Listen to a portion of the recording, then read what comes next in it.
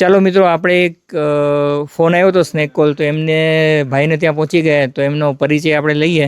ભાઈ, તો આપનું નામ? લખમણભાઈ. અને કેટલી વાર પહેલાં સાપ જોયો છે? અડધી કલાક થઈ. અડધો કલાક થયો. અને કઈ બાજુ છે? અડવાણા વાડી વિસ્તારમાં. અડવાણા વાળી છે. સાપ કઈ બાજુ છે? ડેલામાં. ડેલામાં છે. ચાલો, તો આપણે ડેલા બાજુ જઈએ અને સાપને જોઈએ કઈ પરિસ્થિતિમાં છે અને કઈ રીતે પકડી શકાય એમ છે. આમાં અંદર સીતારામ ભાઈ આમ જ બેઠો જો ભોડું શું કર્યું એમ અંદર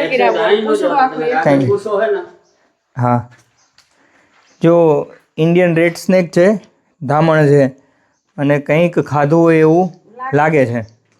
હવે જુઓ લક્ષ્મણભાઈ, આવતા રહ્યો અહીંયા. જો અહીંયા ઉંદેડાઈ છે ને, એટલે ઉંદર ખાવા આવી છે. ખેડૂતનો આ મિત્ર છે.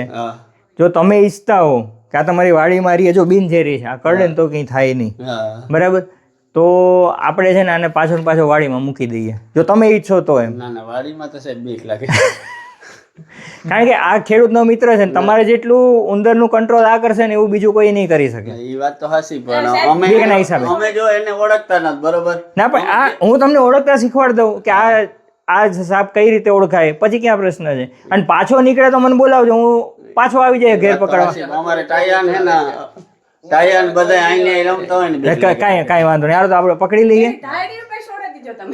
હા, કાંઈ વાંધો નહીં. સુફરનું બાચકું લઈ લ્યો. હા, બસ. ના, બહેણીમાં પૂરતામાં વાર લાગશે, બીજું કાંઈ નહીં. બાચકું લઈ લ્યો. હા, કાણું ના હોય જોઈ લેજો.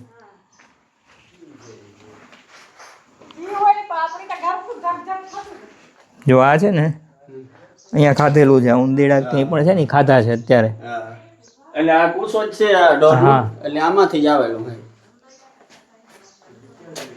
ઇન્ડિયન રેડ સ્નેક સંપૂર્ણપણે બિનઝેરી. હવે પકડી અને એને સુરક્ષિત જગ્યાએ મૂકી દઈએ.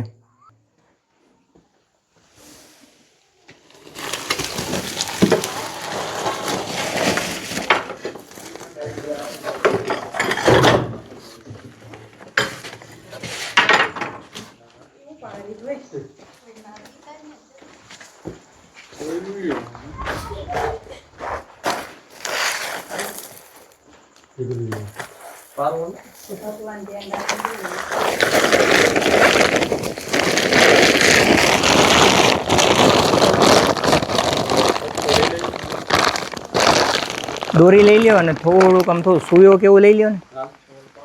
હા, જરીક ઓલપાડ દઈએ, થોડીક હવા ઉજાસ રહે એમ.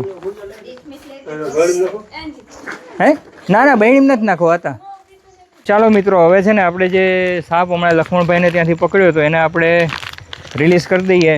આ તળાવ જેવી જગ્યા છે અને ધામણ સાપ છે. હવે મિત્રો, જો તમને અમારું કામ ગમતું હોય, વિડીયો જોવા ગમતા હોય, તો અમારી ચેનલ લાઈક કરજો, શેર કરજો અને સબસ્ક્રાઈબ કરજો.